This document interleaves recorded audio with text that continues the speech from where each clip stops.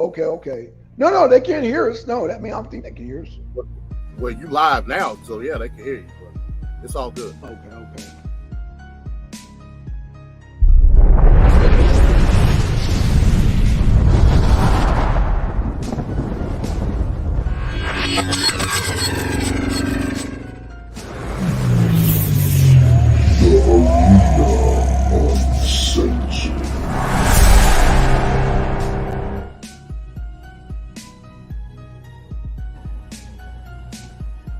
Peace. What's up? This is your brother MD checking in with Blackson.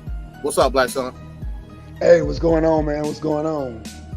Not much, man. We bringing this exclusive town hall, man. CNN coverage of the Trump town hall meeting in New Hampshire. So, nothing from us. Stand by. Once they go live with the town hall, we're gonna come back with the audio. And yeah, man, everybody stand by. Cool deal.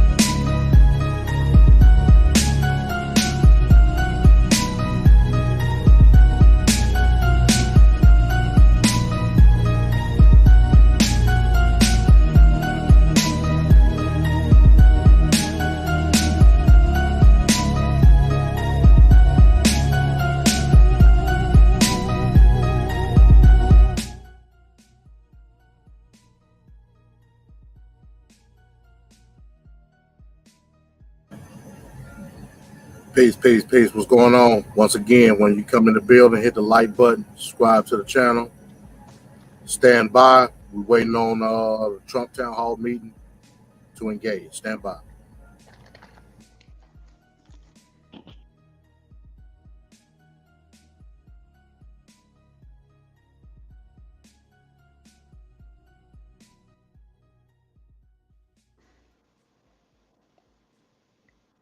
CNN's Townhall with former President Donald Trump. I'm Caitlin Collins. Tonight, President Trump is here as he embarks on a campaign unlike any other in the history of U.S. presidential elections. He's the first former president in more than a century to seek a return to the White House, and he is currently leading the Republican field while also facing multiple criminal investigations and an indictment. Just yesterday, he was found liable for sexual abuse and defamation. No questions are off the table, and we agreed to no conditions. We're here to get voters the answers that they deserve. Our audience is made up of Republicans and undeclared voters who plan to take part in New Hampshire's Republican primary. They'll get the chance to question the former president directly. These voters and the issues that they care about the most will help decide if former President Trump will get a second chance to take on President Joe Biden. Please welcome the frontrunner for the Republican nomination, former President Donald Trump.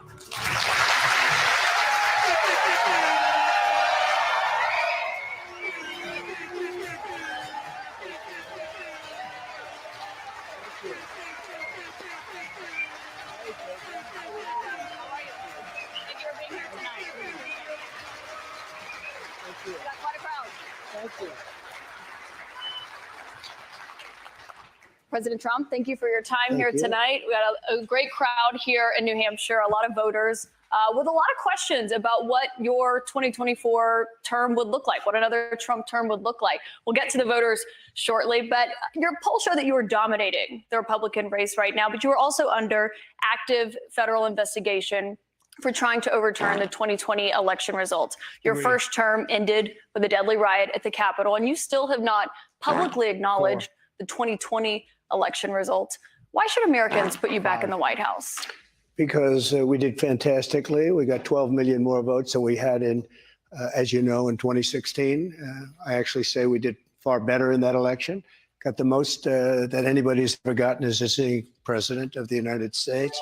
I think that when you look at that result and when you look at what happened during that election, unless you're a very stupid person, you see what happens. A lot of the people in this audience, and maybe a couple that don't, but most people understand what happened. That was a rigged election, and it's a shame that we had to go through it. It's very bad for our country. All over the world, they looked at it, and they saw exactly what everyone else saw. You look, even if you just look recently with the 51 intelligence agents, that made a 16-point difference.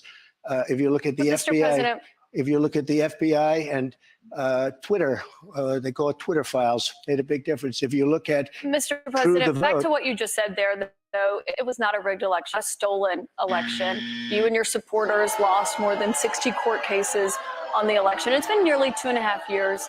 Can you publicly acknowledge that you did lose the 2020 election? Let me just go on. If you look at True the Vote, they found millions of votes on camera, on government cameras, where they were stuffing ballot boxes. So with all of that, I think it's a shame that what happened. I think it's a very sad thing for our country. I think it's a very sad thing, frankly, for the world, because if you look at what's gone to our country has gone to hell. Our borders are bad. Our military has been bad. You look at the taxes, you look at inflation, what's happened to inflation. It's just destroying our country. We've really become, in many ways, a third world country. And it's very sad what's happened in this administration. And it's something that will turn around on day one. We were energy independent. Now energy is at a level that we've never had to pay before. Nobody can afford to continue to pay what's happening with energy. But we were energy independent. We were getting out of Afghanistan with strength and with dignity. And instead we got out, we looked like fools, probably the most embarrassing moment in the history of our country. We have a lot of questions about the economy and foreign policy tonight, but what you just said there, Republican officials debunked those claims about fraudulent ballots. We want to give you a chance tonight. Who? Republican officials in Georgia and every single state. There is no, your own election officials, Mr. President. So we wanted to give you a chance. People were afraid to take on the issue. But we have a big problem in this country. We have elections that were horrible. If you look at what happened in Pennsylvania, Philadelphia, if you look at what happened in Detroit, Michigan, if you look at what happened in Atlanta, millions of votes. And all you have to do is take a look at government cameras. You'll see then people going to 28 different voting booths to vote, to put in 7 ballots apiece. But I mean, Mr. President, and they're all I on have to camera. stop you there because there is no evidence of that. Your own election officials testified to that and have said that Republicans in these states did this. In Georgia, there were multiple recounts, including a hand recount. We have questions about the claims that you're making tonight from voters on this topic. I want to bring in Scott Dustin from Concord. He works in insurance litigation. He's an undeclared voter. That's what they call independents here in New Hampshire, as you know. He did vote for you in 2020. Scott, what's your question for the president? Hi, President Trump. Welcome back to New Hampshire. Thank you. Will you suspend polarizing talk of election fraud during your run for president? Will I suspend, excuse me, what? Will you suspend polarizing talk of election fraud during your run for president? Yeah, unless I see election fraud. If I see election fraud, I think I have an obligation to say it. And you know what we went through a short while ago has really put our country in a big problem. I hope to do that. I hope we're going to have very honest elections. We should have voter ID. We should have one-day elections. We should have paper ballots instead of these mail-in votes. But the answer is yes, and I hope that it's going to be very straight up, because if it's going to be straight up, we're going to win the election.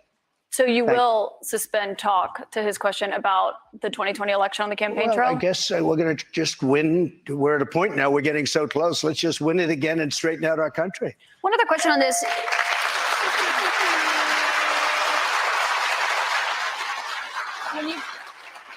When you've talked about the 2020 election results in the past, you once suggested terminating the Constitution. Do you stand by those comments? No. You were able to do certain things. I'm not talking about terminating the Constitution. I'm talking about cherishing the Constitution. The Constitution says that we're supposed to have legal and well-maintained and well-looked-at elections, and we didn't have that. I cherish our Constitution, but we have to live up to the Constitution. We weren't living up to the Constitution. I was just saying there's no evidence of that election fraud. You did once tweet. You're supposed to say that, but you know, I'm glad you say that. But look, That's that was the a truth, Mr. horrible President. election. That was a horrible election. And unless somebody's very stupid, and I know you very well, you're not stupid at all, but you perhaps are given an agenda or you have an agenda. Look, we have to have honest elections in our country. We have open borders. We have. You look at what's happening. I mean, we have elections. We have open borders. Look at what's happening on our southern border. Millions and millions of people are coming in. They're being released from prisons. They're being released from mental institutions. And we have millions of people pouring into our country. And now they're getting rid of Title 42, which I put on, which kept people out that were sick. And Mr. President, we have a lot of questions about immigration to get to tonight. Obviously, that's a big topic, especially given what's expected to happen tomorrow. But I want to talk about the influence you have over your voters. It's very clear that you are very influential over them. You have a lot of impact. I've been to many of your rallies and seen it up close, which raised a lot of questions about the influence that we saw that you had on them on January 6th and your supporters when they attacked the Capitol. Do you have any regrets about your actions on January 6th?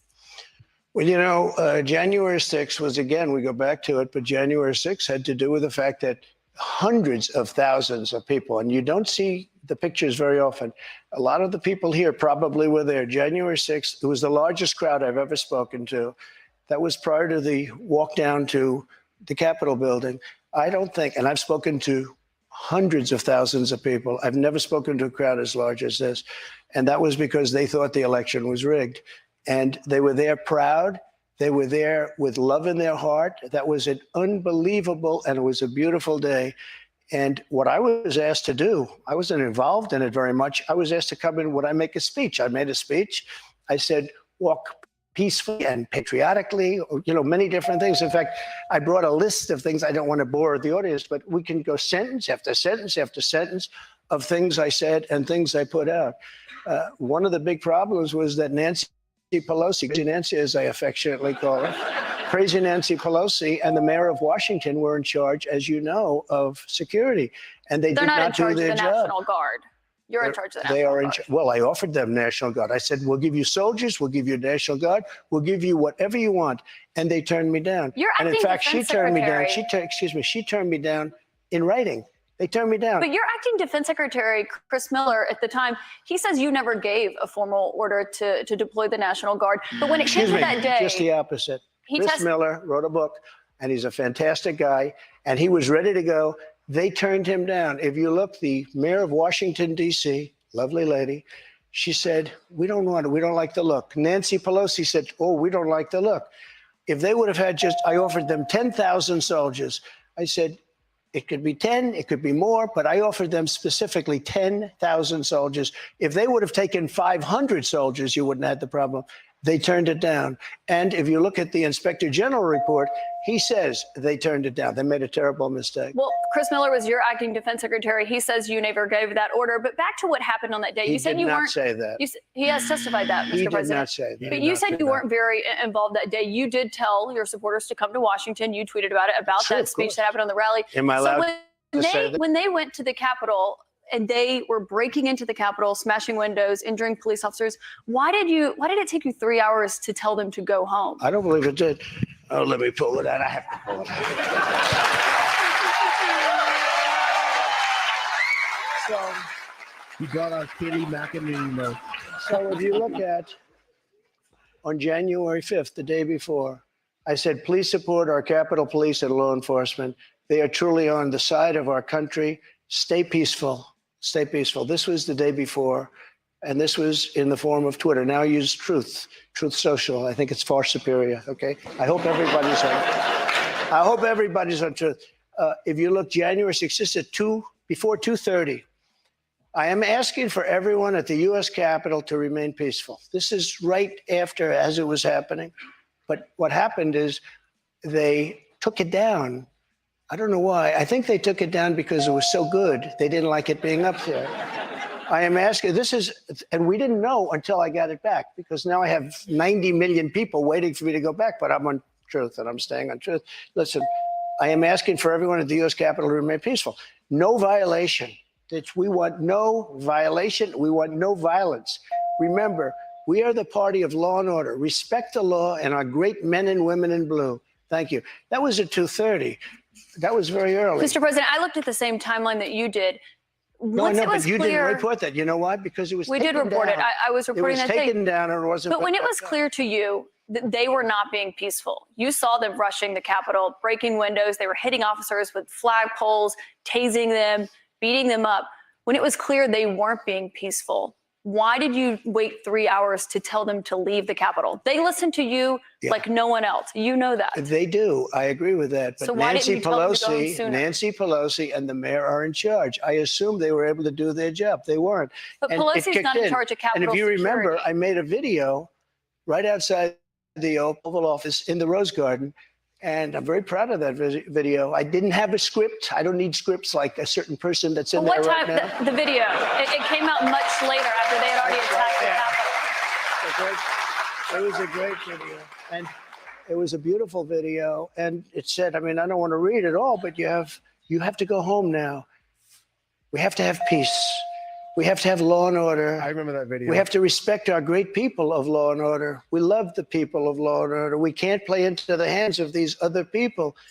We have to have peace. Please go home.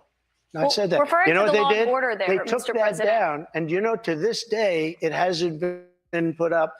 And the reason is it's so good and so conclusive that all of this nonsense and all of the tens of millions of dollars that have been spent are just wiped away with this one.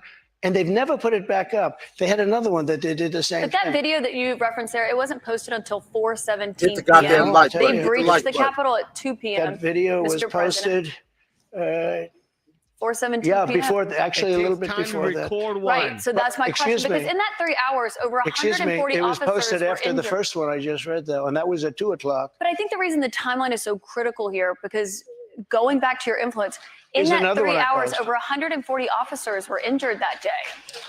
And a person named Ashley Babbitt was killed. Yes. You know what? She was killed, and she shouldn't have been killed. And the thug that killed her, there was no reason to shoot her. At blank range, cold blank range, they shot her. And she was a good person. She was a patriot. There was no reason. There was no reason. And he went on television to brag about the fact that he killed her. The officer was not bragging about the fact that he killed her. was But one bragging. person who was at the he did. Capitol that day, as you know, was your vice president, Mike Pence, who says that you endangered his life on that day. I don't think he was in any danger. Mr. President, do you feel that you owe him an apology? No, because he did something wrong. He should have put the votes back to the state legislatures, and I think we would have had a different outcome.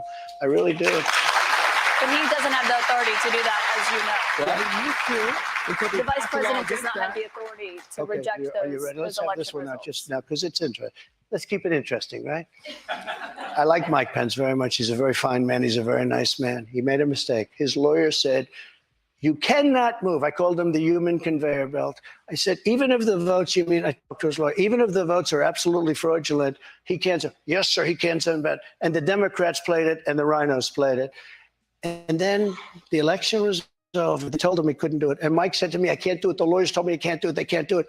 But the lawyers were wrong, because right after the election, they all met, the rhinos and the Democrats, and they worked out a plan to make sure that future vice presidents don't do what I said you could do. That's not what happened. You're referring to the Electoral Count Act. I've read that.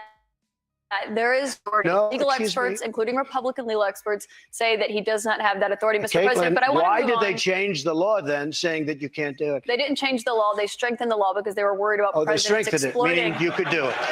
That's not what it means. Thank you. They strengthened the law. Mike had the right to do it. They convinced him he didn't, and it was a horrible thing for our country.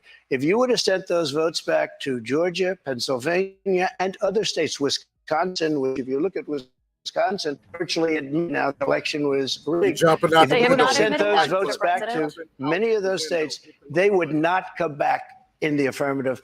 And remember what I said, and you just said it pretty much, you admitted what I said was right.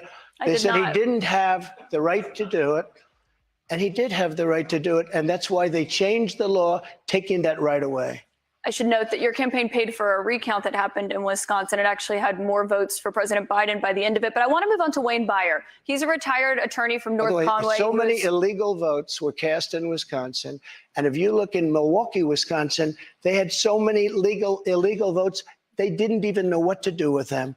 You're absolutely wrong. Mr. President, there weren't any fraudulent votes in Wisconsin. I do want to get to the audience, though. We have questions for you from the audience. Wayne Byer is a retired attorney from North Conway. He has previously served in Republican administrations. He volunteered for the Republican Party in the 2022 midterms. He voted for you in 2020. What's your question for the president, Wayne?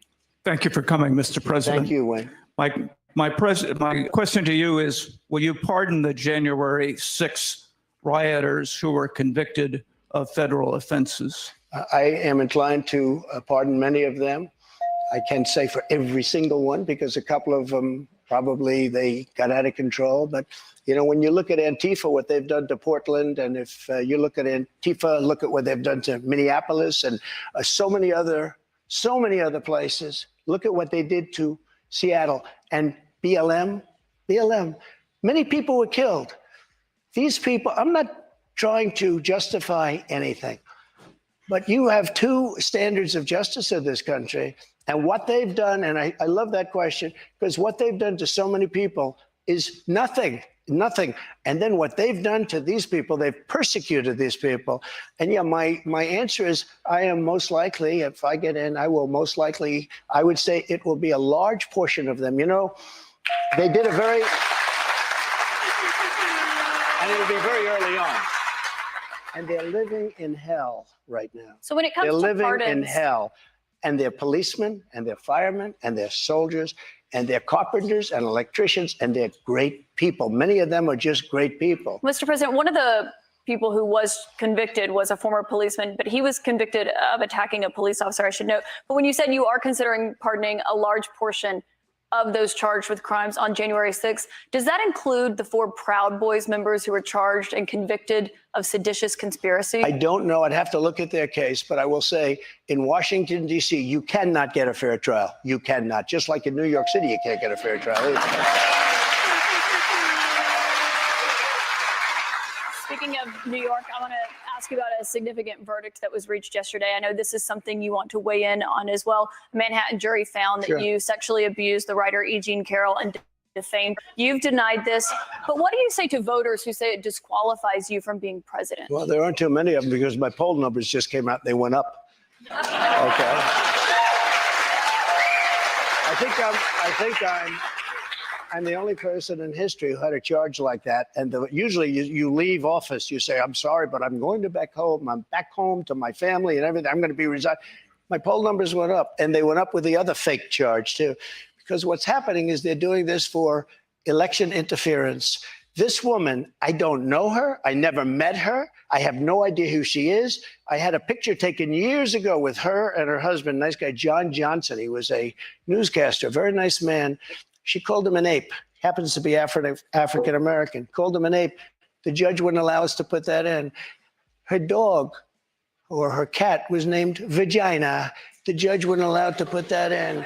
All of these things, but with her, they can put in anything. Access Hollywood. This was a jury of 9 people who found you liable of sexual abuse. Do you think that will deter women from voting for you? No, I don't think so, because I think the whole thing, just so you understand, ready? I never met this woman. I never saw this woman. This woman said, I met her at the front door of Bergdorf Goodman, which I rarely go into other than for a couple of charities. I met her in the front door. She was about 60 years old, and this is like 22, 23 years ago. I met her in the front door of Bergdorf Goodman. I was immediately attracted to her, and she was immediately attracted to me. And we had this great chemistry. We're walking into a crowded department store. We had this great chemistry, and a few minutes later, we end up in a room, a dressing room of Bergdorf Goodman, right near the cash register. And then she found out there were locks on the door. She said, I found one that was open. She found one. She learned this at trial. She found one that was open. What kind of a woman meets somebody and brings them up, and within minutes, you're playing hanky-panky in a dressing room, okay? I don't know if she was married then or not. John Johnson, I feel sorry for you, John Johnson. Mr. President, can I think of it. I know you're recounting what she said, but Mr. President. Let me just, if I could, because you asked the question. This was a just so you jury, understand, though. if I was walking in at the, because I was very famous then, and I owned the Plaza Hotel right next door, and I owned buildings around it, I'm not going into a dressing room of a crowded department store. Then I say, if she was being raped, and by the way, they said she wasn't raped. Okay, that was her charge. She wasn't. They found that you sexually abused her. What? Say what? They did. They said he didn't rape her, and They I didn't do anything else either. You know what? Because I have no idea who the hell she is. But Mr. President, I don't know who this woman can I is. ask you, given your recounting I your don't know version? who, and I tell you this. But Mr. Are President, you ready? can I swear ask on you my because- children, which I'd never do. I have no idea who this woman. This is a fake story, made up story. We had a horrible Clinton-appointed judge. He was horrible. He allowed her to put everything in. He allowed us to put nothing in. Mr. President, this is a you're fake recounting your version story. of events here right now to the audience. You referenced the trial. You did not go to the trial and actually That's right. testify. Do you wish that you had No, testified? it wouldn't have made a difference. This was a rigged deal. This was my lawyer said, sir, you don't have to do it. I actually said, I think I should. It would be respectful. They said, sir, don't do it. This is a fake story, and you don't want to give it credibility. That's why I didn't go. One thing you did do in this. And I swear, and I've never done that, and I swear to, I have no idea who the hell, she's a Mr. whack President, job. you did not testify in person in this trial. There was a tape deposition of you from October in it. You defended the comments that you made on that Access Hollywood tape about being able to grab women how you want. Do you stand by those comments? I said, if you're famous and rich or whatever I said, but I said, if you're a star, you are, and I said, women let you. I didn't say you grab, I said women let. You know, you didn't use that word, but if you look, women let you. Now, they said, will you take that back? I said, look, for a million years, this is the way it's been. I want to be honest. This is the way it's been. I can take it back if you'd like to, but if you're a famous person, if you're a star, and I'm not referring to myself, I'm saying people that are famous, people that are You were stars, asked in the deposition, people do you that are consider rich, yourself to be a star? people And you that are said yes. powerful, they tend to do pretty well in a lot of different ways, okay? And you would like me to take that back? I can't take it back because it happens to be true. I said it's been true for 1 million years, approximately 1 million years, perhaps a little bit longer than that. So you stand by those comments? Well, I don't want to lie. Mr. President, we have a lot of here's what she wants Mr. me to President, say. let's A get to rich the and audience famous questions person tonight. has no advantage over anyone else. Well, you do have an advantage. And I say, unfortunately, but That's the way it is. You said fortunately or unfortunately. Well, but Mr. fortunately or President, we have a lot of unfortunately for audience her. questions to get to tonight. I want to go back to the audience. We've got Danielle Rieger. She works as an oral surgery assistant. She's a Republican activist from Derry. She was a New Hampshire delegate for you in 2020. What's your question? Hi, thank you so much for coming to New Hampshire Thank to you. answer our questions. My question is regarding the economy. Over the past 2 years, we have seen the prices for everything skyrocket. From food to gas to utilities and insurance costs, many people's bills are up several $100s a month, including mine. If elected president again, what is the first thing you would do to help bring down the cost to make things more affordable? Drill, baby, drill. You know what that is.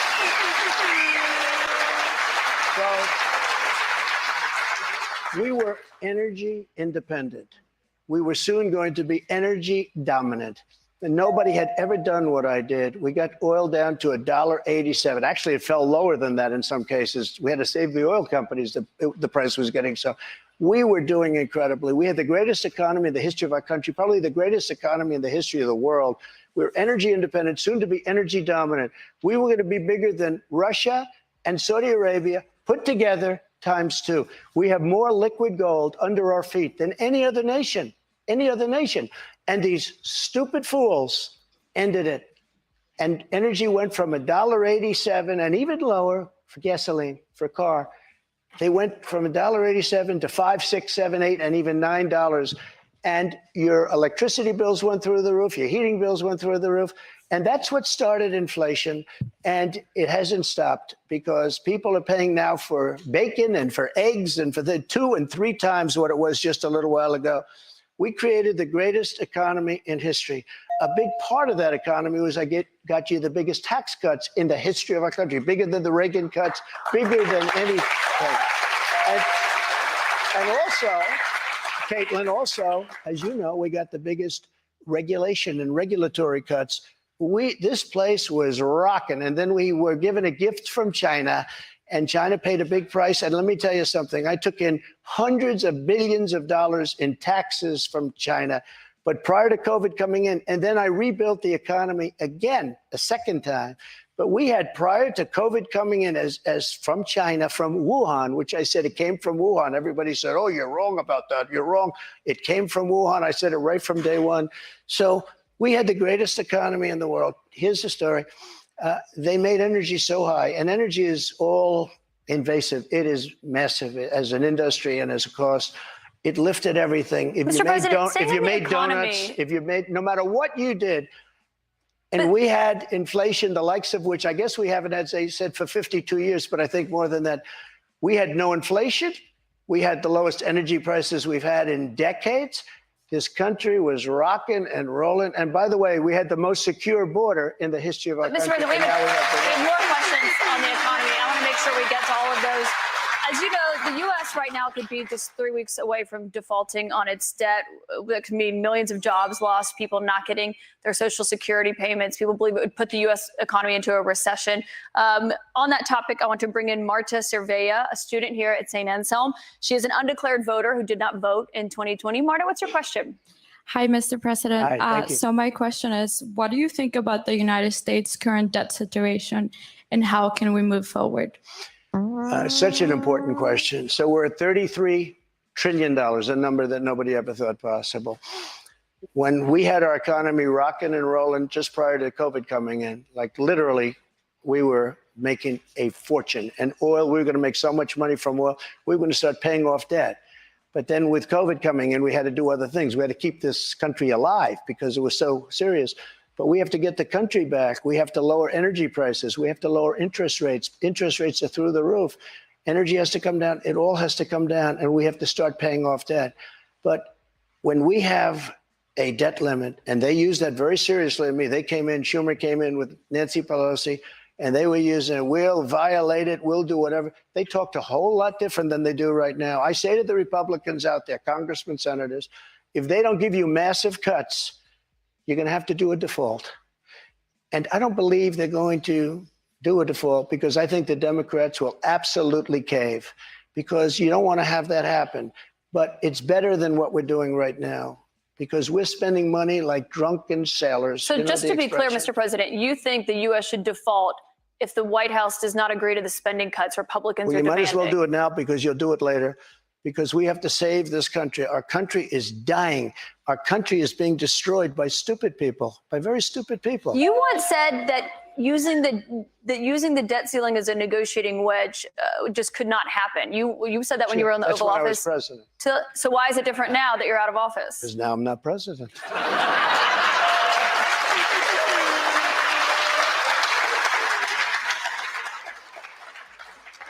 The U.S. defaulting would be massively Well, you consequential don't know. for everyone in this room, for all You don't know. Americans. It's psychological. It's really psychological more than anything else. And it could be very bad. It could be maybe nothing. Maybe you have a bad week or a bad day. But look, you have to cut your costs. We're spending $7 trillion on, much of it on nonsense. $7 trillion on nonsense. We've got And I another actually question from a said, voter tonight. get all of that money that was wasted, and frankly, the Senate should have never approved it. Get all that money that was wasted, and if they don't get rid of that, you'll have to default. Okay? Mr. You'll have to President, default. we've got another voter here tonight. And by the way, you're going to default eventually anyway, but it's going to be much messier. I don't think you'll have to default. I think if the Republicans hold strong and they say let's say we want $5 trillion off, I really think the Democrats have no choice but to do it. And if I win, they're going to be doing the same thing to me in 2 years. I guarantee you that. Mr. President, they're we've going to got play a another very voter hard here ball game, tonight. and they did that before. Bobby Petrino has been waiting very patiently. Sure. He's a student at St. Anselm. He's a member of College Republicans. He's an undeclared voter right now. He supported you in 2020. Bobby, what's your question for President Trump? Hi, thank you for coming. This is a bit of a pivot, but with gun violence and mass shootings in the news cycle recently, I'm worried that state governments and the federal government are going to act to repress gun rights. Under your administration, you instructed the Department of Justice and the ATF to ban bump stocks. If elected president again, how would you act not only to defend our Second Amendment rights, but to restore rights that have been taken from us, such as, by example, recently the ATF's ruling on the pistol stabilizing braces? Yeah, as you know, the bump stocks are actually a very unimportant thing. And NRA, I went with them and they said it doesn't mean anything. Or actually, all they do is teach you how to shoot very inaccurately. So we did that. There's been nobody that's protected the Second Amendment, as you know, like I have. I protected it through thick and thin, not easy to do. But we have a very big mental health problem in this country. And again, it's not the gun that pulls the trigger. It's the person that pulls the trigger. And we have to protect our Second Amendment. We have to protect our Second Amendment. Mr. President, you dealt with a lot of mass shootings when you were in office. This year, there have already been more than 200 mass shootings in 2023. If you are reelected, are there any new gun restrictions that you would sign into law? I would do numerous things. For instance, schools, we would harden, very much harden. And I'm a very believer. I believe in teachers. I love teachers. I think they're incredible. And they love the children, not quite like the parents, but they love the children in many cases almost as much. Many of these teachers are soldiers, ex-policemen. They're people that really understand weapons. And you don't need 5% of the teachers would be more than you could ever have if you're going to hire security guards. But in addition to that, have security guards. You have to harden your entrances. You have to make schools safe. And you can make other places safe. But it is a big mental health problem in this country more than anything else. And remember, we have 700 million guns, 700 million. Many people, if they don't have a gun, they're not going to be very safe. I mean, if they don't have a gun, it gives them security. Now, you need them for entertainment. You need them for hunting. You need them for a lot of different things. But there are people that if they didn't have the privilege of having a gun in some form, many of them would not be alive today. You know, there's a certain country that had a very strict policy on guns, very, very strict. Which country? And, Brazil, okay? Brazil, very strict. And the former president of Brazil, and the killing was incredible. They were walking into people's homes and killing people.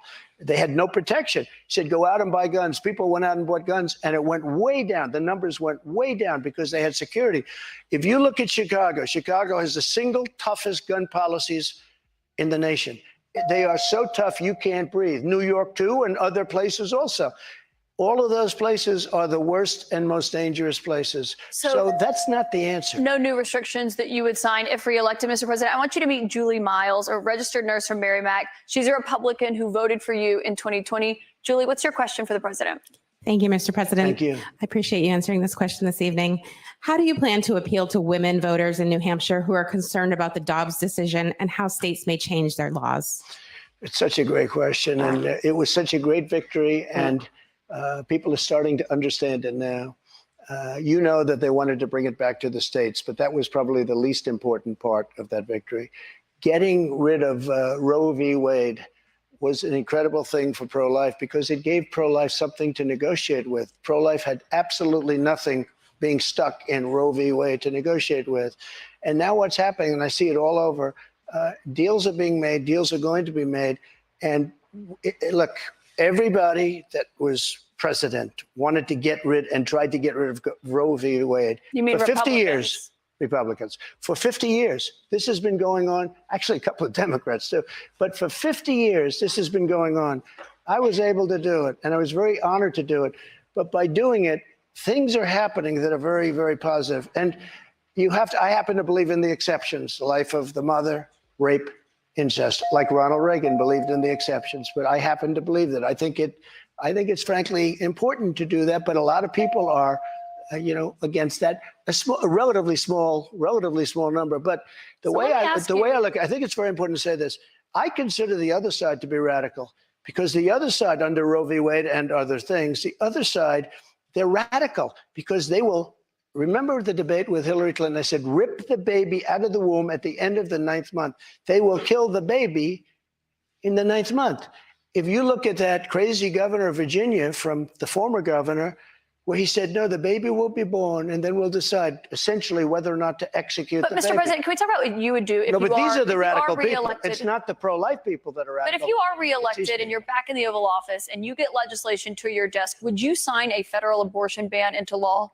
What I'll do is negotiate so that people are happy. But the fact that I was able, I'm so proud of it. We put 3 great justices on the Supreme Court. We have almost 300 federal judges on the Supreme Court.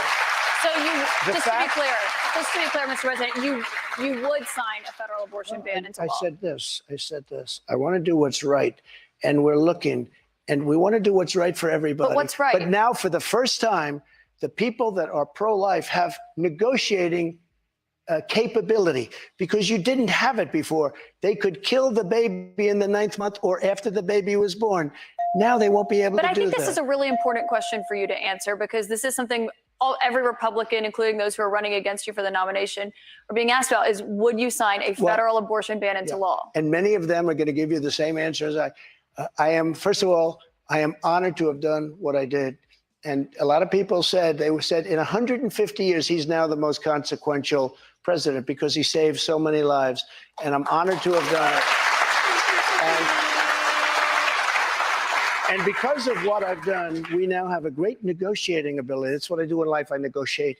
We have a great negotiating ability, and I think we're going to be able to get something done. What do you mean negotiating ability? Because the question that Republicans have, and some of your allies on Capitol Hill say that they want to introduce legislation when it comes to banning abortion. If they send it to your desk, would you sign it? Some people are at 6 weeks. Some people are at 3 weeks, where's 2 President weeks. Trump?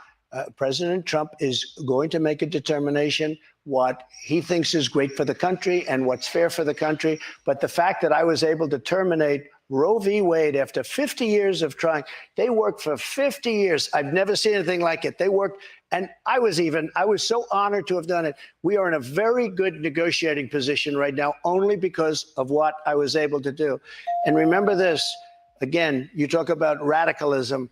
People that will kill a baby in the 9th month or the 8th month or the 7th month or after the baby is born, they're the radicals, not the pro-life. I just want to give you one more chance, though, because you did not answer whether or not you'd sign a federal abortion ban or how many weeks into pregnancy you believe abortion should be banned. Yeah, but Can you answer either of those I've given you tonight? the answer probably 4 times already. Which one is it, I'm looking at a solution that's going to work. Very complex issue for the country. You have people on both sides of an issue, but we are now in a very strong position. Pro-life people are in a strong position to make a deal that's going to be good and going to be satisfactory for them. If you weren't able to get rid of, you wouldn't even be having a discussion. If you weren't able to get rid of Roe v. Wade, which put pro-life in a dead position, a horrible position. They could kill the baby at any time they wanted to, but we did something that nobody thought was doable. And other Republican presidents, and others, by the way, they wanted to get it out. They also wanted to bring it back to the states, but bringing it back to the states is a less important issue. But that's why than it's the the issue that question we about a just talked federal about. abortion ban. You Well, did not say yes or no to that. It You did depends not say how many it depends weeks. what the deal is. Lindsey Graham's did not say a how good many man. weeks. He's got an idea, and a lot of other people have an idea. And I look at all the And a lot of people will ideas, be and curious what I'll your make the right idea is decision. on that. President Trump, we've got more questions to come for you tonight. I'll We'll make be the right back decision for the- in just a moment.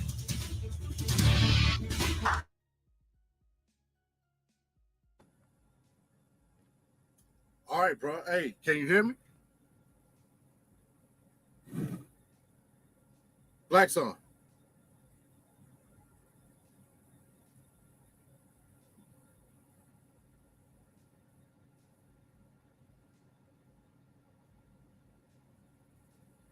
Yo, can you hear me? Oh, I was muted out. Sorry about that. Damn. I was muted out, man. Sorry about that. Damn. What you think? So, hey, man, she not, bro, man. She need to ask some real questions, bro. What the fuck is going on with these fucking questions, bro? Well, I mean, the fact that you didn't know that was going to happen beforehand, like the CNN we talking about, bro. Nah, man, I want to hear some goddamn question. Man, it's some bullshit, bro. But no, it's all good, bro. It's all good. It's some bullshit, bro. But he was killing it. Trump killing it. But still, I want to hear some real policy questions, bro. Like, what the fuck, man? Damn, this is the problem with fucking this goddamn liberal media bullshit, man. God damn. Oh, Well, man. I mean, they talked about some policies. They talked, get it off of that, bro. Okay. Hold on. Okay, sorry. Damn. Okay, there we go. Sorry about that. Yeah, I did it, bro. So yeah, they talked about policies. They just got finished talking about abortion. Right.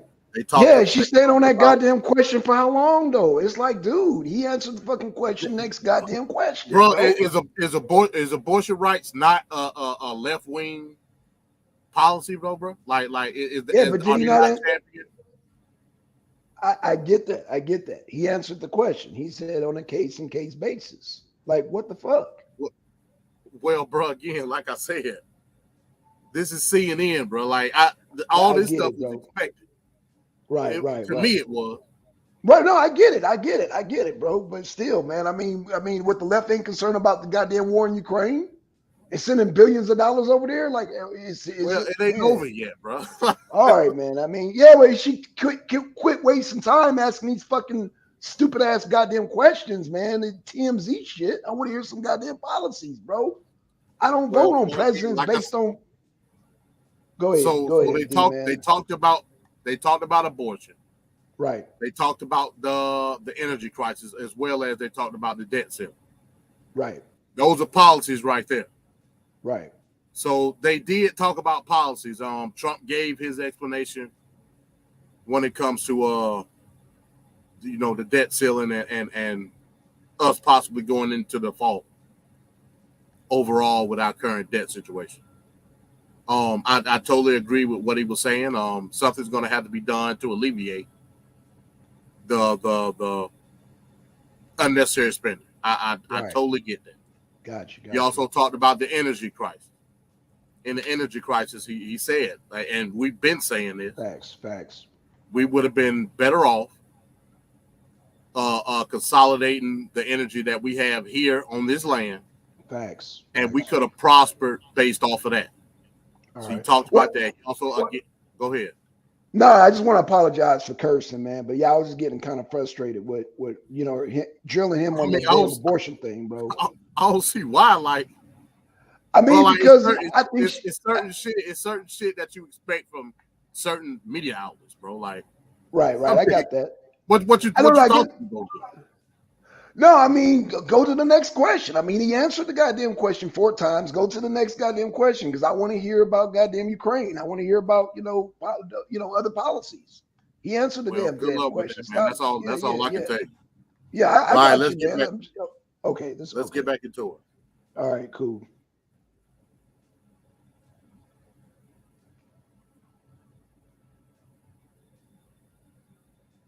in 2020. Jennifer, what's your question tonight? Good evening, Mr. President. Title 42 is expected to expire tomorrow. Our southern border and now our northern border are experiencing record migration. We learned on May 2nd that the Biden administration plans on deploying 1,500 troops to the southern border. Do you agree with deploying troops to the border, and how will a Trump administration slow down the rate of migrants coming across all our borders? Sure. A very fair question, especially since tomorrow is going to be a day of infamy. You're going to have tens of thousands of people pouring into our country. Even the judge, the judge overruled them when they wanted to terminate it early. And he said, that you better extend this thing. The judge in Texas said, I hope you're going to extend this, but this is my policy that they're letting terminate because they lost in court. They wanted to go earlier. You're going to have millions of people pouring into our country right now at a level that nobody's ever seen before. These people are sick. Anybody that wants this to happen to our country, they're destroying our country, and this should not be allowed to happen. How they're not going to do a version of Title 42 or my Title 42, which was tough. If people are sick and have infectious diseases and lots of other problems, we don't want them being into our country. We have enough problems right now. We have problems like we've never had in the history of our country. But Mr. President, our country is being destroyed. The reason it's ending is because the health policy, the COVID era pandemic emergency is coming to an end. That's what Title 42 was. You put it in place because of COVID. True, but when it comes to big questions about what your immigration policy would look like if you are reelected, some of your Republican rivals have criticized you for not fulfilling the promises that you made on the campaign trail, like finishing the border wall. So how did voters know that you would get those done if you're reelected? I did finish the wall. I built a wall. I built hundreds of miles of wall, and I finished it. And then I said, we have to build some more because there are areas like water going through a dam. There are some areas where a lot of people are coming. You close up one and they come into another. And we started another 100 miles of wall. In fact, I said to my people, if we start this and don't finish it, and then we had a rigged election, I'm sorry to say it. The election was not rigged, Mr. President. You can't keep saying that all night long. And so then they took over and they decided not to finish it. It would have taken them 3 weeks. I built hundreds of miles of wall. If we didn't have it, it would be hard to believe it could be any worse. They're just letting people flow into our country. Look, a country has to have borders. There's never been anything like is happening to our country right now. You built about 52 miles of new wall when you were in office, Mr. President. It wasn't the complete wall. One other thing that with no, but I have to respond to that. With your immigration, it was only about 52 miles of new wall. This is what she does.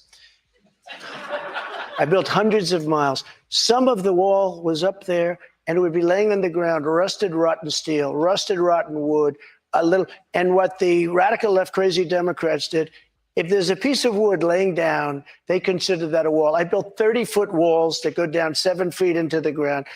If there was a little piece of wood sitting in the ground, they said, oh, he's not building a wall. We already had a wall. Because this is the game. They're a party of disinformation. It's not a game, Mr. President. It's about 52 miles of new wall. One other immigration policy you had when you were in office. I built new wall. 52 miles. Hundreds of miles. CBP, Mr. What I did is I replaced other wall that was laying down, that was up and rotting in the ground for 30 years. Some of it was steel that you couldn't even see. Mr. President, it was only about 52 miles of new wall. But moving on, another immigration policy you had was the zero tolerance immigration policy that separated families at the border. If you are reelected, are you ruling out instituting that?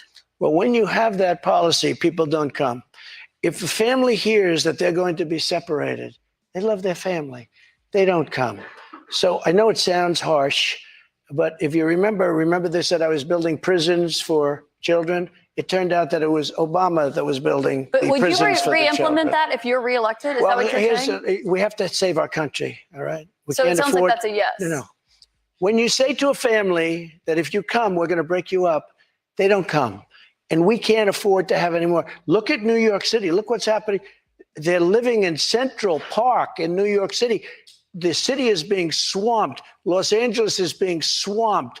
Iowa is being swamped. Our whole country is being destroyed. Millions of people are coming into our country. And you know what the number is going to be, in my opinion, by the end of the year? Not the 4 million that you hear and the 3 million. I think it's going to be 15 million people. And in these people, they have no idea where they come from. They come from 129 different countries so far. 120, not just the four that we talked about. Just to put a button on that, it sounds like what you're saying is that you're not ruling out re-implementing that immigration policy. I want to get to another voter. Caitlin Boissonneau is a student here at St. Anselm College. She's a Republican. This will be the first election that she has voted in. What's your question for the president, Caitlin? Hello, President Trump. Hi. Thank you so much for coming. Thank you. The current administration has made it clear that we should continue to provide military equipment to Ukraine so that they can defend themselves. Do you support this decision? And how would you deal with the increasing threat posed by Vladimir Putin? First of all, thank you very much. It's really nice. And it's an important question, so important, because we're giving away so much equipment. We don't have ammunition for ourselves right now. We don't have ammunition for ourselves. We're giving away so much. But here's the thing. I have to say it to start off, no longer matters. If I were president, this would have never happened. And even the Democrats admit that. Putin knew it would have never happened. And his pipeline would have never happened. A lot of things would have never happened. But this would never have happened. And all those dead people, both Russian and Ukrainian, they wouldn't be dead today. And all those cities that are blown up and disintegrated right to the ground, that wouldn't have happened. Okay, now, here's the problem. We've given so far $171 billion. They've given, meaning European Union, which is approximately the same size altogether as our economy. They've given about 20. So we're at 170, let's say, and they're at 20. You don't have to know too much about history to realize, or geography, to realize that they're a little bit more affected than we are, okay? So they've got to put up a lot more money because they're taking advantage of us like every other country did. That's why I ended NAFTA and replaced it with the USMCA, Mexico. But on this issue, Mr. President, I should know, I don't know any Democrats who have said they don't believe Putin would have been invaded if you were president. But her question is, would you continue to give Ukraine money and weapons if you're elected? What's the answer? I have a very good relationship with President Zelensky because, as you know, he backed me up with the phony impeachment hoax number one when he said the president didn't do anything wrong. So I happen to like. So I happen to like. Yeah, that's right. And I was totally exonerated, by the way. Just a waste of time and money. You were impeached over that. You were impeached over that. But let's stay on topic here, Mr. President, because the question is, would you give Ukraine weapons I was and funding? impeached by a crazy woman named Nancy Pelosi. But the question here is, would you give Ukraine weapons and funding if you were I elected? would sit down. Let me just put it a nicer way. If I'm president, I will have that war settled in one day, 24 hours. How would you settle that war in one day? Because I'll meet with Putin, I'll meet with Zelensky. They both have weaknesses and they both have strengths. And within 24 hours, that war will be settled. It'll be over. It'll be absolutely over. Do you want Ukraine to win this war? I don't think in terms of winning and losing. I think in terms of getting it settled so we stop killing all these people and breaking down this country. Now, can I just follow up on that? You said you don't think in terms of winning and losing. Mr. President, can I just follow up on that because that's a really important statement that you just made there. Can you say if you want Ukraine or Russia to win this war? I want everybody to stop dying. They're dying, Russians and Ukrainians. I want them to stop dying. And I'll have that done. I'll have that done in 24 hours. I'll have it done. You need the power of the presidency to do it. But you won't say that you want Ukraine to win. You know what I'll say? I'll say this. I want Europe to put up more money because they're in for 20 billion. We're in for 170, and they should be. And they should equalize. They have plenty of money. They should equalize. I got with NATO. But when I sat down, I got them to put up hundreds of billions of dollars that they weren't paying under Obama and Bush and all of these other presidents. That's why they're able to help them fight the war because of the money I got. But I want Europe. What's happening in Ukraine, Mr. I want Europe to put up more money because they're laughing at us. They think we're a bunch of jerks. We're spending $170 billion for faraway land, and they're right next door to that land, and they're in for 20. I don't think so. When it comes to what's happening there, when you were in office, you said that you respected President Putin. Do you still respect him today? He made a tremendous mistake. He was a smart guy, you know. I remember I said he was smart, she was smart. He said President Xi of China, right, is smart. Okay, 1.5 billion people. He's the ruler of 1.5 billion people. I said, yeah, he's a smart guy. How dare he say he's smart? Of course he's smart. They want you to say he's a stupid person. Okay, he's not a stupid person. He's very smart. He's very cunning. And Putin made a bad mistake, in my opinion. What was his mistake? His mistake was going in. He would have never gone in if I was president. We used to talk about it there. Do you believe that he is a war criminal? What? Do you believe that Putin is a war criminal? He's responsible for the deaths of thousands of Ukrainian men and I think women it's and something that should not be discussed now. It should be discussed later, because right now we have to get a war. If you say he's a war criminal, it's going to be a lot tougher to make a deal to get this thing stopped. Because if he's going to be a war criminal where people are going to go and grab him and execute him, he's going to fight a lot harder than he's fighting, under the other circumstance. That's something to be discussed at a later date. Right now, we want to get that war settled. And I'm not talking about the money either. I'm talking about all the lives that are the number of people being killed in that war is far greater than you're hearing. When they blow up a city and those buildings come pouring down and then they say 2 people were injured. No, hundreds and thousands of people are being killed. And we have to get that war settled. We have more with former President Trump right after this. We're going to take a quick break and then we'll be back with questions from voters right after that. All right. Yeah, I think you'll notice they did today, and they did the same when it was Chris Wallace moderating. They set Donald Trump's microphone.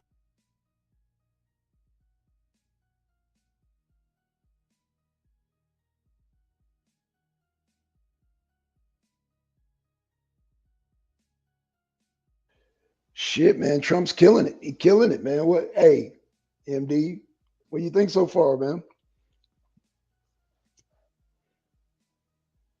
Hey, yeah, shout out to everybody watching the stream, man. Hey, man, Trump killing it, man. Oh my gosh. We need more questions from the audience, man. They got way better questions than her, man. She on some TMZ shit, but the audience has asked some good questions, man. And like Trump said, man, he's willing to just settle the war, man. That's what we need. We need to settle this shit, man. So yeah, I definitely get what he's saying about I'm gonna drop, come back. Okay. Yeah. So anywho, yeah. MD's gonna drop and come back in, y'all. He's on the road. But yeah, man, this is a good town hall, man. That's definitely a good town hall. Audience is on point, man. He's getting popular with the goddamn audience. Yeah, Trump doing good, man. Doing really good. So yeah, y'all. Stay tuned. We on a commercial break, so I'm gonna do the share screen in a minute. In 1 minute, so we sharing. Okay, we on the main screen. Okay, so yeah, he's still doing the commercials, man. Shout out to NPC. Shout out to that YouTuber, man. Yeah. Town hall tonight, man. Yeah, we're doing the town hall. We getting some good questions from the audience. Horrible questions from the goddamn host, man. Yo, that chick is horrible. She is horrible. Like horse shit horrible. If y'all got kids, I do apologize, but yo, she is atrocious with those questions. But man, shout out to the audience. The audience got some legitimate questions. Shout out. Let's see, John Glass, what are you talking about, bro? What the hiznell in the triznell are you talking about? Facebook. Okay, we got some Facebook people in the house. What's going on? Don't know what you guys are. So we got 2 people from the Facebook. Yeah, shout out to y'all. Shout out. Yeah, man, we watching the town hall, man. Great questions from the audience.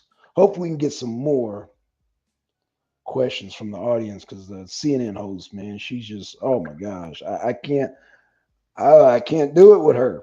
I want to hear about policies. I don't care about all them TMZ questions.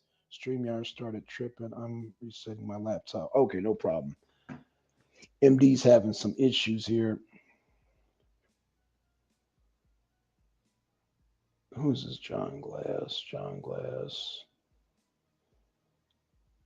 Here we got Katrisa Brown, Katarzina Brown, and we got John Glass. There you go. Shout out to y'all. MD's coming back in. All right, so yeah, they're doing commercials, so we'll be back in a few minutes, man. I'm enjoying this. I'm enjoying this live stream, enjoying this town hall. I think we're coming back. Let me get back to the town hall. Okay, we're back. Okay. All right, y'all. Let's get back to it.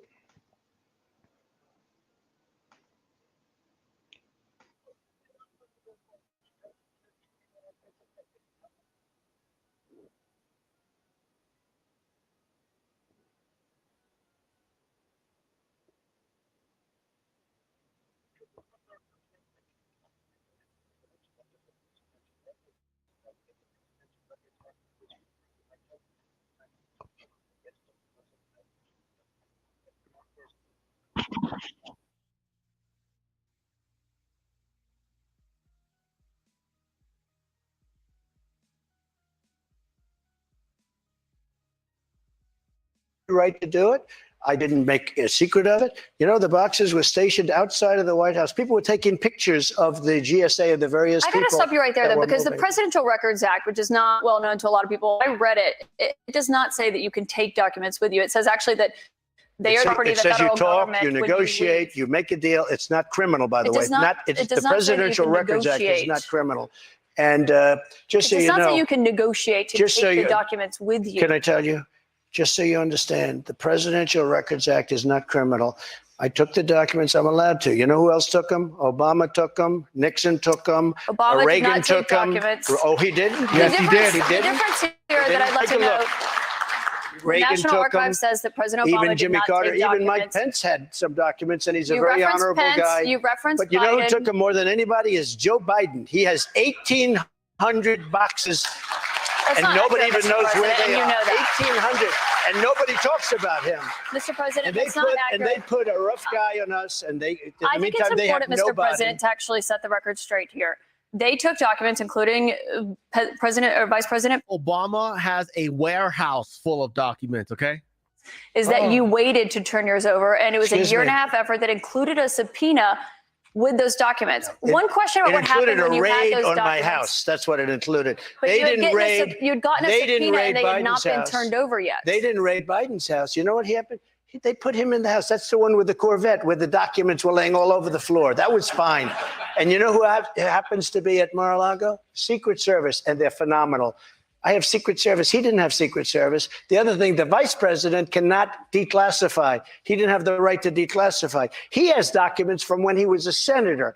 And even Democrat senators say, I can't believe it. No, I went by the Presidential Records Act. That's not and what we the were Presidential negotiating Records with Act NARA. says. That's not what it says, And Mr. NARA has President. red flagged a thing called the Constitution of the United States and the Bill of Rights because they consider them Mr. dangerous President, that's not what it documents. says, Those are and the I should people we're know. dealing And I should note that there is a special counsel investigating your document situation, also President Biden's document situation. When it comes to your documents, did you ever show those classified documents to anyone? Not really. I would have the right to. By the way, they were declassified What do you mean, not after. really? Not that I can think of. Let me just tell you, I have the absolute right to do whatever I want with them. I have the right. I was negotiating with NARA. Do you know what NARA is? The National Archives. Extremely negotiate left group with of them. people. Extremely left. And I was negotiating with They're them. not All of a left, sudden, they're they bipartisan. raided my house. They didn't raid the house of Joe Biden. They didn't raid Obama. But Joe Biden didn't ignore a subpoena to get those documents back like Joe you Biden did. And so took that's the question. 1,850 boxes. But that's the question that investigators have, I think, is why you held on to those documents when you knew the federal government was seeking them and then had given you a subpoena to return Are you them. ready? Are you ready? Can I talk? Yeah, what's You the mind? answer? Do you mind? I would like for you to answer the question. Okay, it's very simple to answer. That's why I asked it. It's very simple to. You're a nasty person, I'll tell you.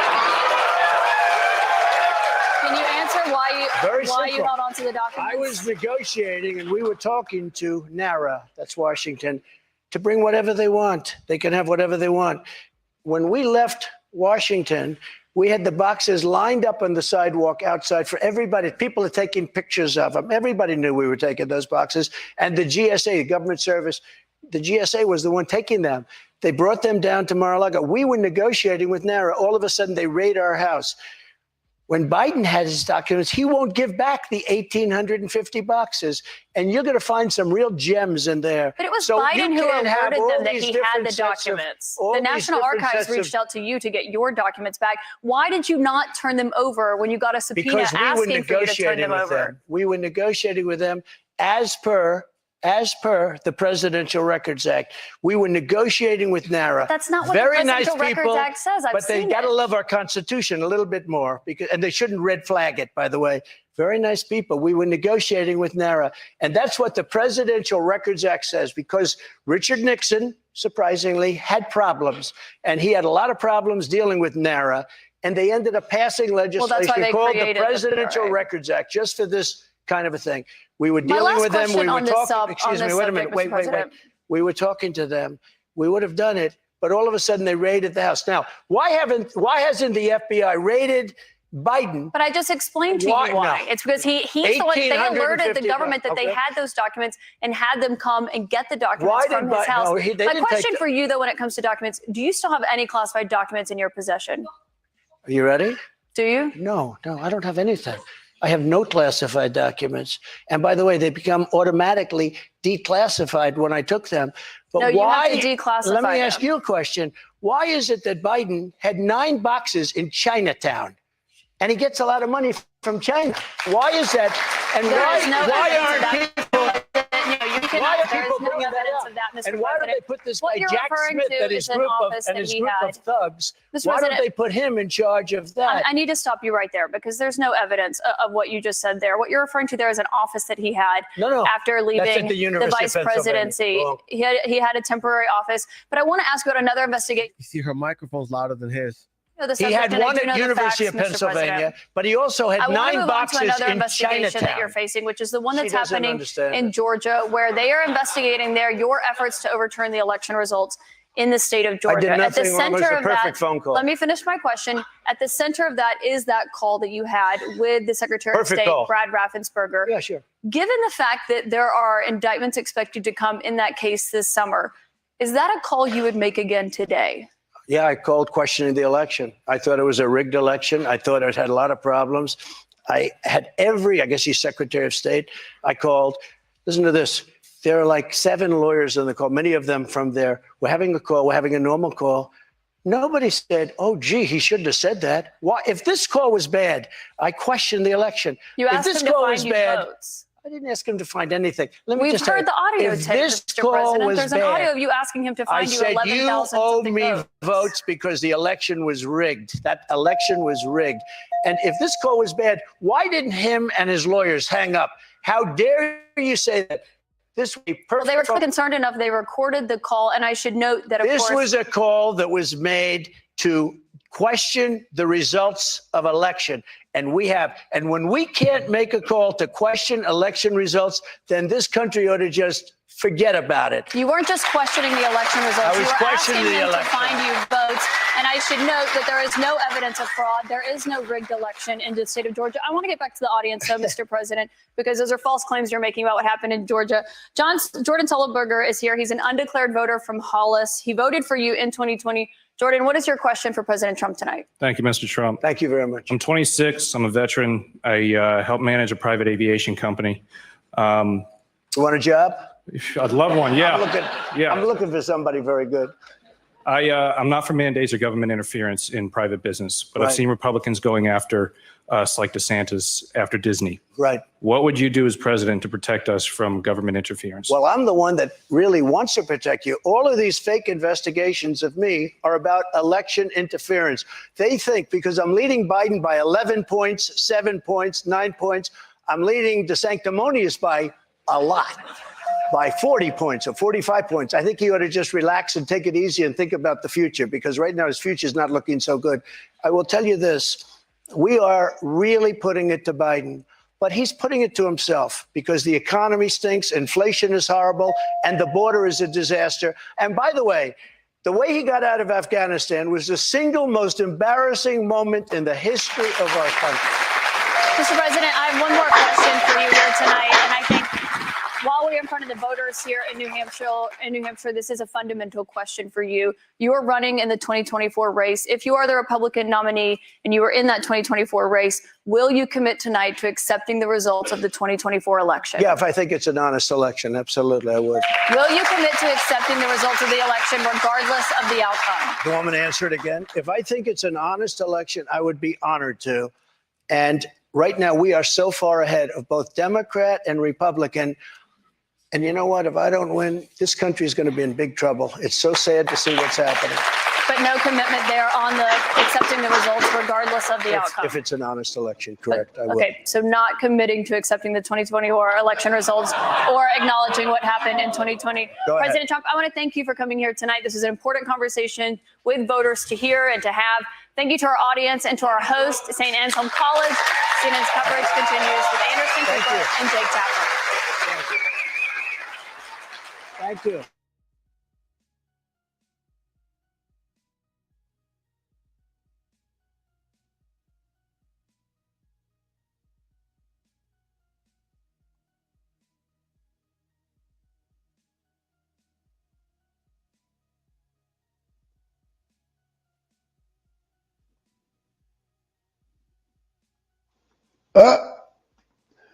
Okay, I don't want to hear that dude talk. Goddamn what? Okay, all right. We can stop.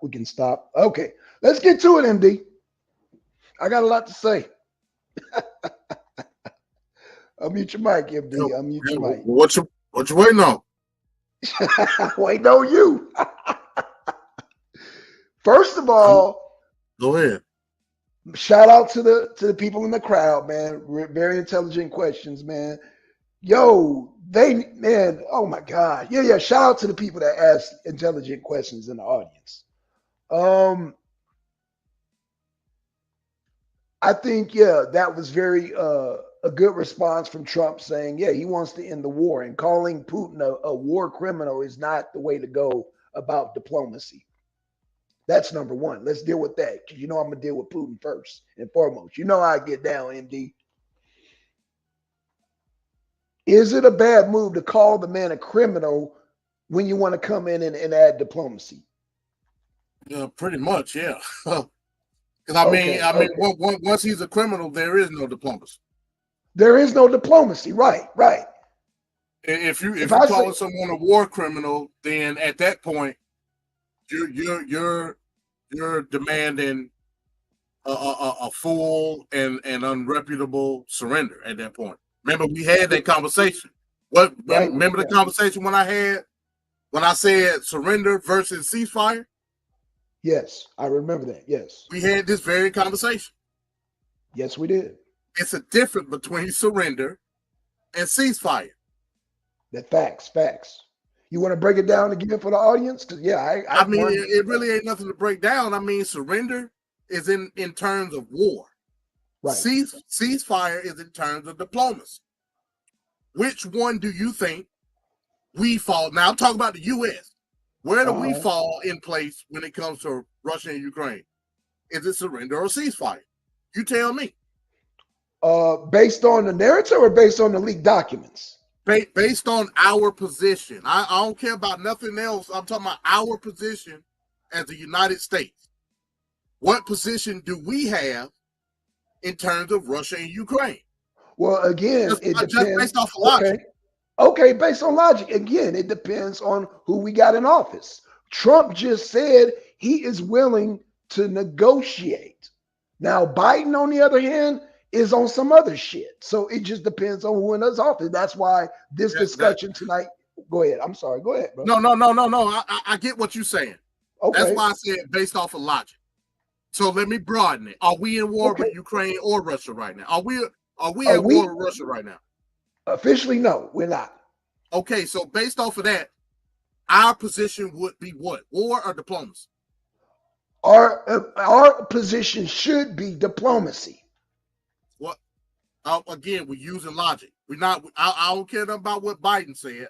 I don't care about what Trump said. I'm talking. No, MD. I think you misunderstand me. I'm speaking in general. I'm saying based on. You said it should be. It should be. Yeah. Okay. You know what? Fuck it. We just gonna put the presidents out of. we should. Yeah. Take the president's out of it. Take any. Okay, I'm taking both. Yeah, I'm taking both Biden and I'm taking both Biden and Trump out of it. Okay, I'm answering you just straight up, MD. I'm saying diplomacy. Okay, based on logic. Yeah. Okay, logically, if we talk about diplomacy, we obviously talk about a ceasefire. Yes, sir. What the young lady said on the stage was war. What the hell we got to do with war? You know what I'm saying? That would have been my response if I was Trump. Trump said the right thing. He did. He said it in a very diplomatic way. Yes, he did. What I'm saying in nigga terms, what we got to do with what's going on over there. So if it's in our best interest for both of them to stop fighting, let me go over there in a diplomatic way and make sure it's a ceasefire. And that's what Trump was leading to. He's saying, look, exactly if I call this man a criminal right now, that's gonna fuck up everything. In layman's terms. Let's just talk it. Putting a bad light on the US. Huh? Then you're putting a bad light on the US by me saying that. Wait, huh? Whoa, back up. Hold on. You bro. They're putting a bad light on the US by anybody diplomatically in the US calling the war criminal. Oh, I agree. Yeah. I'm sorry. Yeah, your mic broke up for a second. No, we in agreement. Okay, we in agreement. That's all I'm saying. So right. So yeah, in order to come to the table, you can't be bad mouthing a person. You can't. I mean, even on the streets, you know what I'm saying? You can't. Yeah, you can't do that, bro. You can't be calling somebody a criminal, bro. That's come on, what the fuck? But yeah, Trump handled that very well. You know, you can't, if you're gonna talk diplomacy, because apparently it sounded like Trump got a plan to end the war. He said he want to end the war. He said he knows Putin very well. He knows Zelensky very well. He said they both got weaknesses and strength. He's gonna go in there. He said he can end the war in one day, and I believe him. I believe he can do it. Yeah. He got that gift. He got that gift of negotiation. Well, number one, he's going to tell Zelensky straight up, we can't afford to supply you no more. He just said we're running out of ammo to defend ourselves.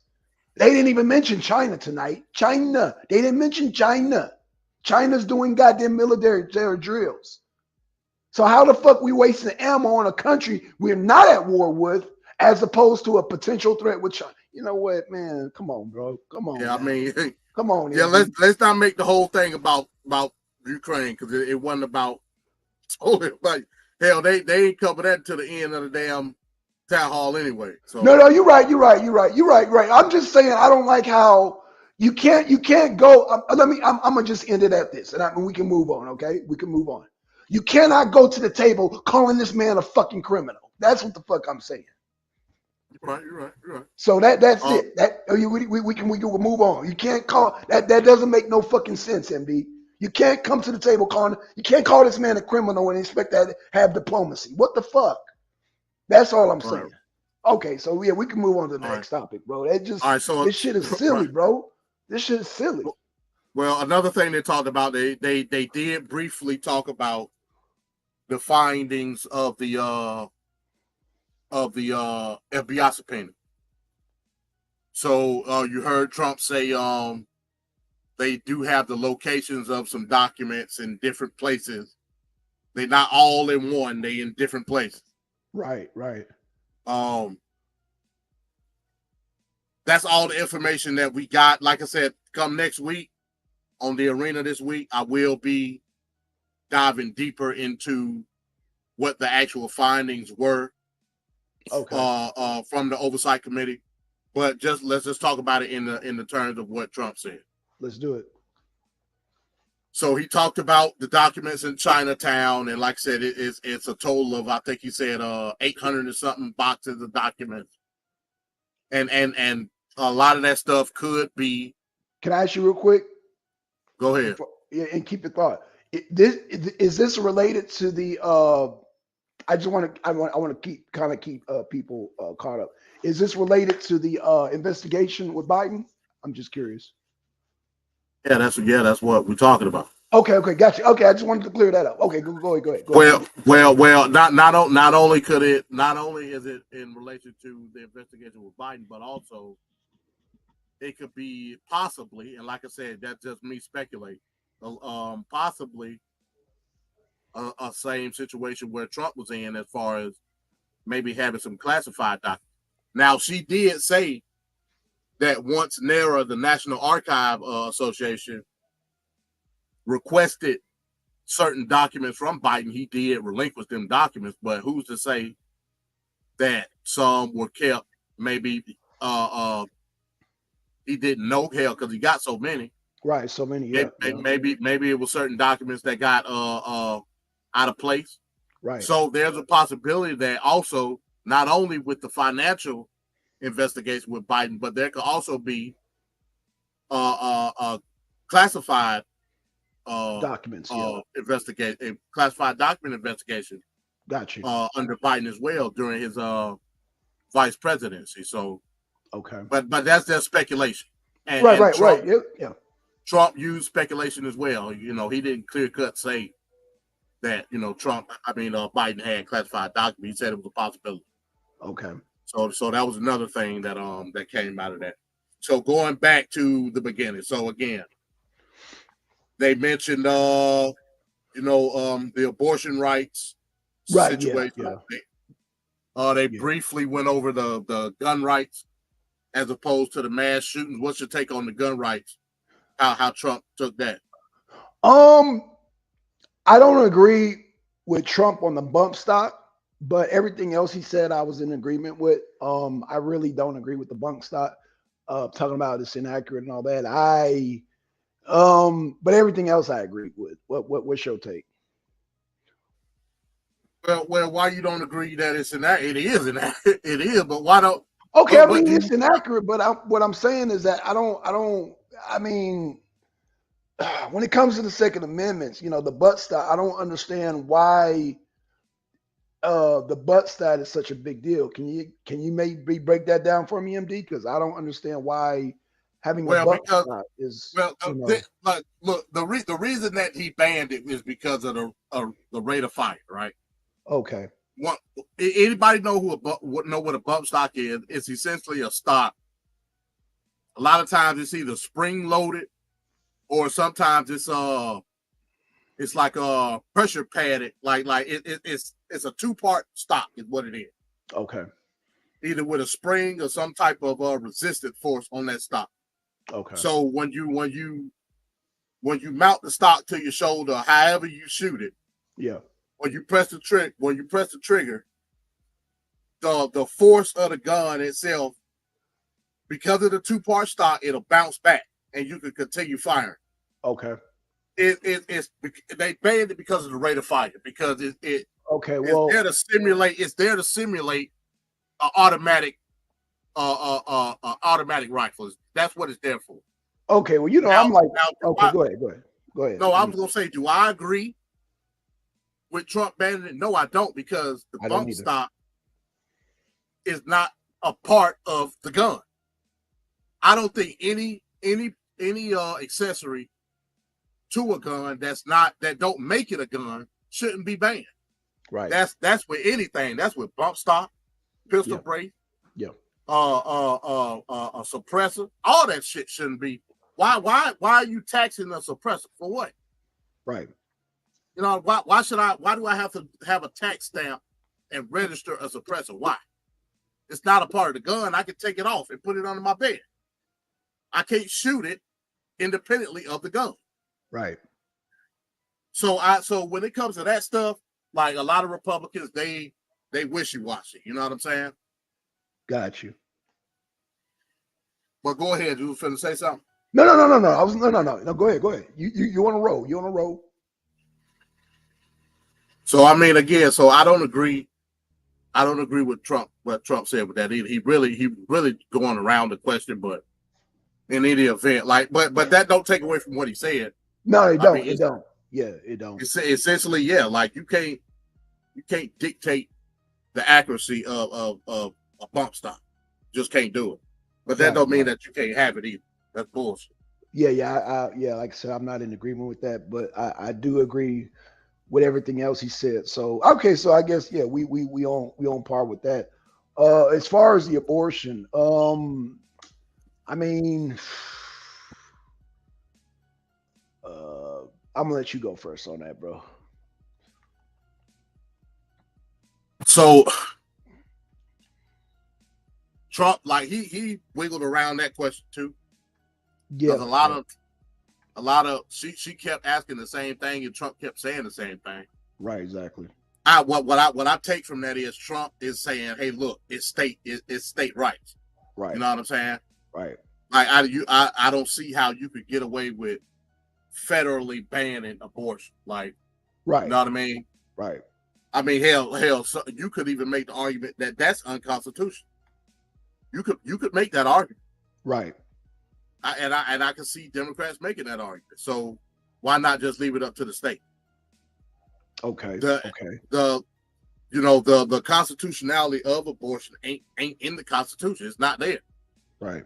But I do see Democrats making an argument based off the individuality of having an abortion. That's why he left it up to the state. That's what he should have said. But for the sake of not giving an answer, he said what he said. You know what I mean? Okay. I get it. You know what I'm saying? I ain't tripping on it. Well, I'm in agreement with you, bro. I'm in agreement with you. You know, like I said, I when they were doing that, I was really looking at it. I was trying to look at it from a female's perspective, basically. I was like, okay, so now she trying to pander to the female crowd. And so I see what she was doing. Again, I mean, the justices are in pace. Like MD said, I agree. It's each individual state. And I'm gonna leave it at that. Man. What's the next point you want to tackle? I guess when he was talking about the energy self-dependent. Yeah, man. Yeah, that was I love that part. You know, I love that part. I mean, again, we've been touting that on this channel like for a minute now. Constantly. Non-stop. A lot of people got this perception that like it's not possible for us to be energy dependent. That ain't true, like at all. I mean, everybody know about the Texas tea, liquid gold, blah blah blah, Texas, and a lot of these southwestern states. I mean, hell, if you drive on the highway going west, man, hell, you'll see people with oil drillers in their backyard. You know what I'm saying? Facts. Yeah. So it is possible for us to be energy dependent. Where I think we're gonna have the trouble or the problem is how we're gonna base it off the land that's accrued by the government versus the land that's accrued by private ownership. Good point. If it's possible for us to become energy efficient or energy dependent, a lot of people gonna have to give up their land. Now put me for example. I'll make another hypothetical. I like hypothetical. Okay. Let's say I got a ranch or whatever the fuck in West Texas somewhere, and I got a little bullshit ass drill, one of those bob drills in my backyard, and I sell oil from time to time. Right. Then the government roll around and say, "Hey, we've discovered that you sitting on a mass deposit of oil. We coming in with eminent domain. We're gonna pay you." I'm gonna say, "Here, here go my key. Take all this shit. Give me that's what I'm gonna say. That's just me. Right. Yep. Give me my money. I'm gone. I'm gonna do the Beverly Hillbillies on. Right. You know what I'm saying? Okay. Good point. I'm gonna say, "Oh, y'all found what? Okay, how much we talking?" That's what I would say. Let's make a deal. Right. Yeah, I can't speak for. You got some white folks. Oh, my family's been on this property for such. I don't give a damn. You know what I'm saying? Right. Got you. I don't give a damn about the land. I give a damn about the wealth. I could go get some more land somewhere else. You know what I'm saying? Right. That's right. So just me, in my viewpoint, I would honestly go with eminent domain in that situation. If eminent domain is going to make sure that our gas price is going to stay at a certain level, and plus I get money on top of it, I'm all for it. Because it ain't like they just gonna come and take your land and kick you in the ass, tell you to go. You know, they're not gonna do that. No. They're gonna pay you handsomely for that land. Right. I say take the money. That's just me. But I think that's going to be the issue in regards to being self-dependent on oil in the country. Okay. Okay. I mean, hey, I love it. I love it. Hey, shit. What else we got? I mean, yeah. I think what type of impact do you think that's going to have after people hearing that about the oil with these gas prices? Depends on the mindset of the person. I can't, you know what I'm saying? Right. I got you. Fair enough. It's going to affect different people differently. Okay. Do you think oil is let's just say the black community? You think it's a priority issue in the black community, or you don't know? I mean, you know, I don't know. I don't know. Well, see, that it's a little frustrating because you've been in the black spaces. You've been on the conservative sites on Twitter. You've been there, MD, and you've heard these discussions. And you mean to tell me that hasn't been a priority conversation?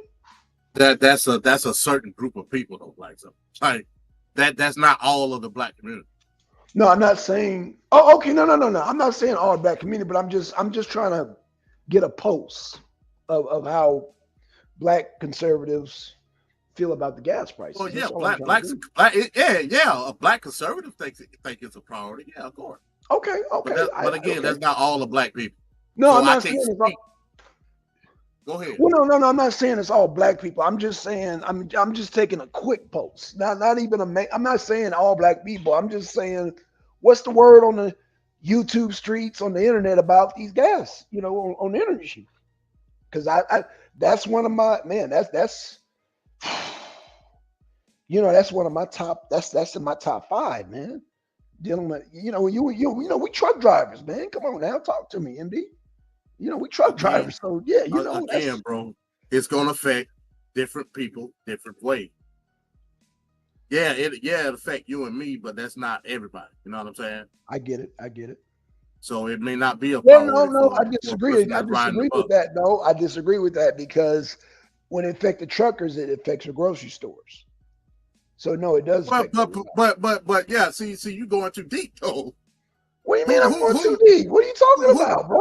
Come on now. Who connected? Bro, who was connecting dots like that? Who?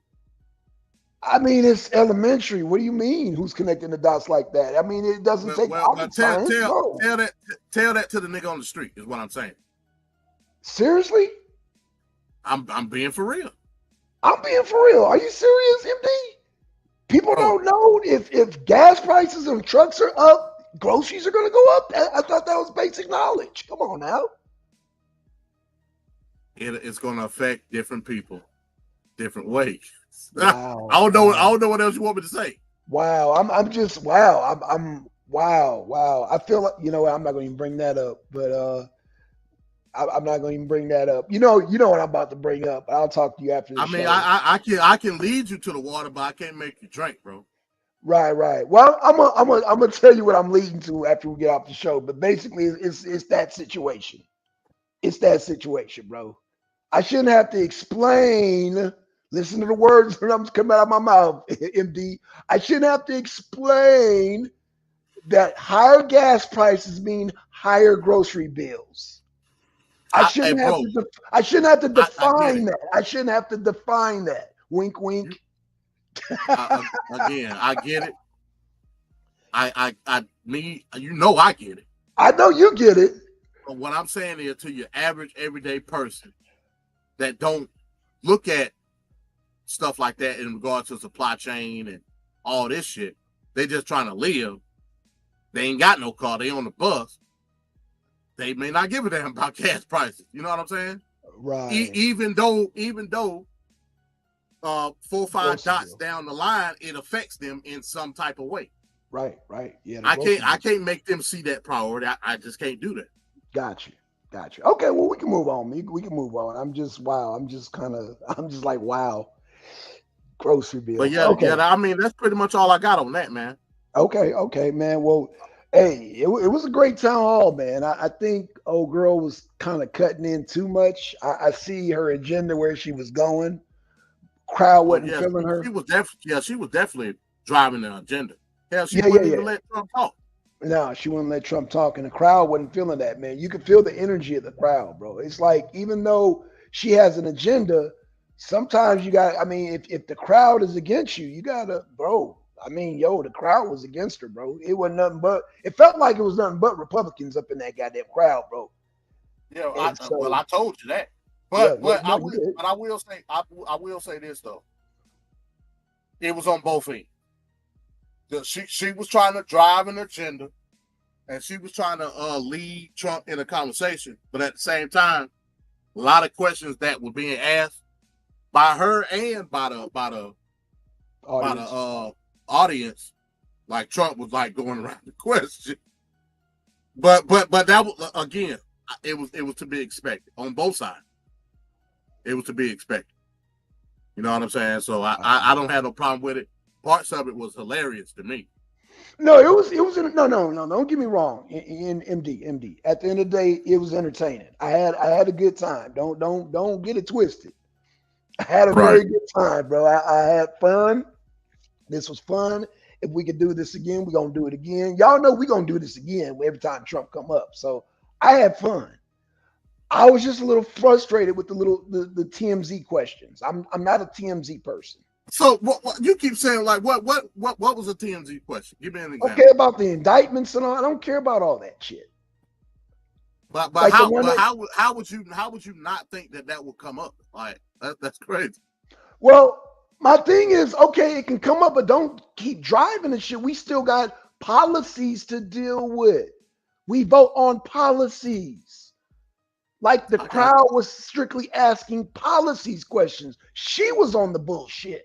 The crowd was like, okay, yeah, okay. Next question. Let's talk about these policies. And that's why I appreciate that damn crowd, because they were like, yo, you could tell they were Republicans because they were straight to business. Okay, let's talk about these policies now. Let's talk about the policies now. And I don't like how she fucking tried to deter the conversation when Trump was trying to answer the questions of the crowd. He's running for the people of the United States, not for just her, that lady on the goddamn panel. Yeah, she had an agenda, and it's like, yo, we want to hear his policies. And the crowd was asking questions relating to policy. Again, let me play devil's advocate. A lot of the questions. A lot of the questions that pertain to policy, he did not answer. Like, I'm just being real. I mean, I don't agree with you. He didn't answer the abortion. I was okay. able No, to okay. No, he didn't answer the abortion, but he answered the energy question. He answered the goddamn Russia question. He answered the stop. Okay. Now, when in return to Russia and Ukraine, we were able to put together what he was trying to say. Yeah, but she kept interrupting him. Well, that's cool, but on the outside looking in, it looks as though he didn't answer that question. On the outside looking in. Again, MD, we're going to disagree on this. If she would have let him answer the questions, he would have answered the questions. He kept trying to damn fight her and shit. He's trying to answer the questions of the crowd, and she's cutting in, so it's disrupting his whole thought process. That was not cool. And the crowd was not feeling that, bro. The crowd was not feeling that, bro. Yeah, but leave the question after he answers the question from the crowd. Don't interrupt the crowd's question. That's fucking rude, bro. He didn't answer, bro. Because she kept interjecting. Come on now, MD. She kept interjecting. What was she interjecting? One of the questions was about Ukraine. The girl asked about funding Ukraine. She jumped in, the damn host jumped in and was talking about some goddamn, what the fuck? She derailed the conversation. Hey, so let's stop right there. Okay, let's do that. Did Trump answer when she said, are you going to continue to fund Ukraine? Did he answer that? Who asked the question? She did. No, I'm talking. No. But see, okay, right. But what I'm saying was he was trying to answer the girl's question first. Then she jumped in with that question. So he's still trying to answer the girl's question in the audience. Come on now. Like, Hey, son, no. did he answer if he was going to continue to fund Ukraine? Again, whose question was that, MD? It was a two-part question in regards to what the lady in the audience said and what she said. I ain't saying she didn't interject, because she did. She did, right? And but ultimately, did he answer the question? That's all I'm saying. He couldn't, because she interjected. Oh, man. She wouldn't. No, MD. You can't do that. You can't interrupt the flow like that, man. Come on, MD. Well, I'm gonna go back and watch it, bro. I tell you what. I tell you what. I'm gonna do, because I feel like I'm getting bulldog like Trump was. I'm gonna rewatch it, and I'm gonna do a goddamn pop up tomorrow. How about that? I'm gonna do that. That's cool, bro. And you go and your end result is gonna be Trump did not answer if he was gonna continue to fund Ukraine. He did. Okay. He didn't, bro. Actually, you know what? You're right. Yeah, he didn't. But again, hold on. I'm glad you said that. With that being said, you can't. It's just like he can't go to the table first calling Trump. I mean Putin a criminal, right? Correct? No. That was the ass end of the interrogation. Yeah. But hear me out, MD. Like I said, it was a two-part question. The lady in the audience asked it, and the lady on the panel asked the same exact thing. But MD, did not answer. MD, you missed my point. Hear me out. Answer the first question. You can't come to the table negotiating calling Putin a criminal, correct? That's a yes or no. Bro, that haven't even been said yet. What we talking about? No, the first part. We talking about the first part, bro. You got it, man. You know what? You got it, man. No, because bro, like you doing the Trump, bro. I'm not, but listen. No, but you gotta hear me out, MD. How you gonna come to the table? Listen to what I'm saying. Please just listen to what I'm saying. If you're telling Zelensky, we not gonna fund you no more, how you gonna come to the table, bro? You gotta come to the table as like, you know what? I'm gonna be diplomatic on both sides. Did not Trump say that? He did say it after what we talked about. Lord, oh God, you know what? I can't win with him. Like it's simple. I can't win with him tonight. The whole Ukraine conversation started off with, will you continue to fund Ukraine? It started off like that. He did, right. He didn't answer. No, I agree. He didn't answer the question. Then she start trying to get him with, do you think Ukraine should win the war and all this type of shit? I see. That's some. Then she asked him, was Putin a war criminal? Yeah. That was some bullshit. Was that some bullshit? So I'm not disagreeing. I'm not disagreeing with you in regards to that other shit. What I'm telling you is Trump did not answer if he would continue to provide funding for Ukraine. What started the whole conversation off, he didn't answer the question, my brother. That's all I'm telling you. I you know what? Okay. I'm not going. All right. He didn't answer. All I'm saying, dude, you got to be, in order for diplomacy to go down, Trump got a plan, and it don't involve goddamn cutting off Zelensky ahead of time with the funding, and it don't involve calling goddamn Putin a war criminal. That's not how you. That's no, bro. Now I give you one freebie. Okay. If you want to say that him saying that if he's president, he's gonna end it in 24 hours, encompasses all of that shit, then okay. Does that make sense? Can you break that down again? I'm following you, but I'm okay. Again, bro, it's nothing to break down. If I'm telling you, yes. If I'm telling you that if I become president, yes, within 24 hours, yes, everything will end. So that means right. That means you got a plan. Well, that means you won't have to send Ukraine any money because it's over with. Good point. Yeah, good point. Good point. Yeah. See, this is how you got to think, Blackson. You got to be logical with shit. Again, it was on the spot shit. I agree. You making some great points, MD. But again, the woman was bulldogging him. So she, I hear we can sit back now and say, oh yeah, woulda, coulda, shoulda, and you're making very great points, but you got to understand she kept interrupting his train of thought. He couldn't get goddamn shit out. So, bro, I get what you're saying. You're right. But that's why he ultimately said if he's president, he'll end it in 24 hours. Yeah, exactly. Which negates all the shit that was said before. You know what I'm saying? Yeah. But otherwise, like I said, man, good stream, bro. Good stream. Oh, it was great.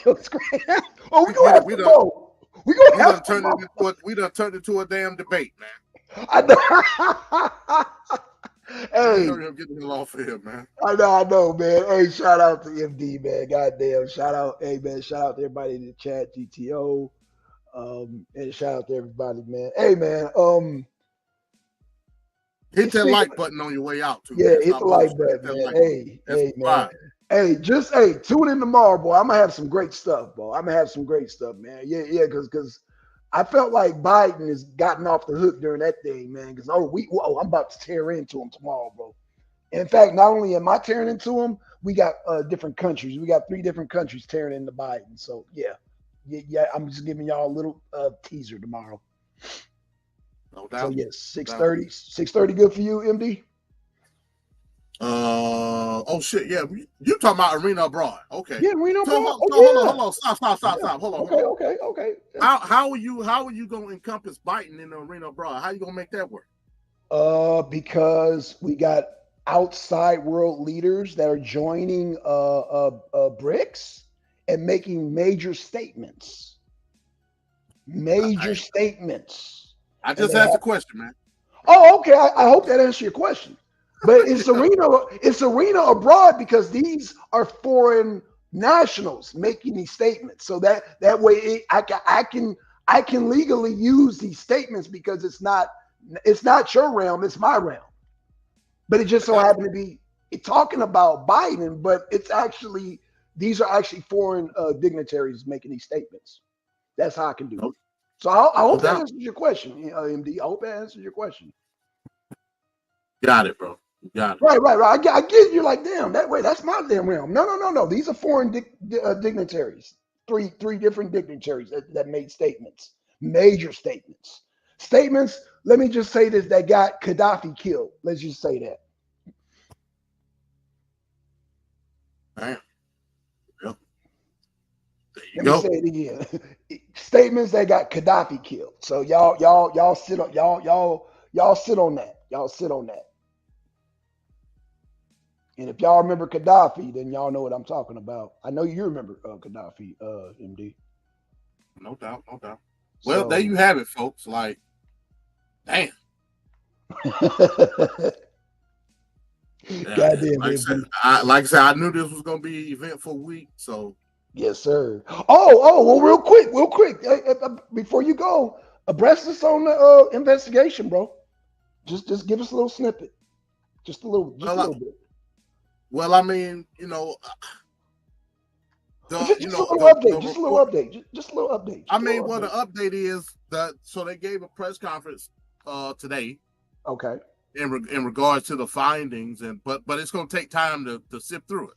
That's fine. So, I mean, hell, Trump gave you the update in the damn town hall. So she kept interrupting, bro. She was messing up the flow. I want to hear. I mean, there was documents that were located by the FBI. It's going to take time to go through it as far as all the monetary subsidies that were given or taken. Can you give us a dollar amount? Because I believe there was a dollar. No, I can't. I ain't got nothing on hand right now. Oh, okay, no problem. That'll be Arena this week. Next week. No problem. Next week I'll come with all that information. Okay. You know what I'm saying? I don't think it was nothing there that could that was there to have a special edition of arena. Like, no, it wasn't that big a deal because I know the oversight committee. It's going to take time for the oversight committee, committee to come up with something final. Well, you know what I'm saying? Based on the feel of the press conference, do they got something, or you like said you just don't really know yet? You don't want to. I don't want to speak on that. I want to speak that they feel that they got something. I mean, they did name some companies that were involved, but like I said, I don't. It's nothing hard pressed for me to believe that they got something concrete to try to do a full-blown investigation on. Not yet, at least. Okay. Or they haven't revealed it yet. Put it that way. Okay. But again, we'll talk about all of that. We're gonna definitely talk about that next Tuesday on Arena this week. Yes, sir. Yes, sir. I'm gonna be ready. I'm gonna have my fork and knife ready. Well, other than that, man, that's all I got, man. All right, man. All right, with that being said, man, great show, man, this was, this was like last minute kind of show we did. Pretty much. Yeah, it wasn't really like a scheduled show. This wasn't our normal, scheduled programming. So yeah, man. Nah. Yeah. Second week in a row we done did that. Yeah, man. Oh yeah, it's going. Oh, you already know, bro. Yeah, no doubt. Yeah. Well, again, that's all I got, man. Shout out to everybody that came through for the live coverage of the Trump Town Hall, man. Good times. With that, man, hey, if you ain't got nothing else, Blackson, Arena Uncensored every Tuesday and Wednesday, Arena this week, Arena Abroad. Every Sunday, Nature Mall. And yeah, man. That's what it is. All right, man. And we out, y'all. Tomorrow I'll be here at 6:30, everybody. And we out, y'all. Peace. Peace.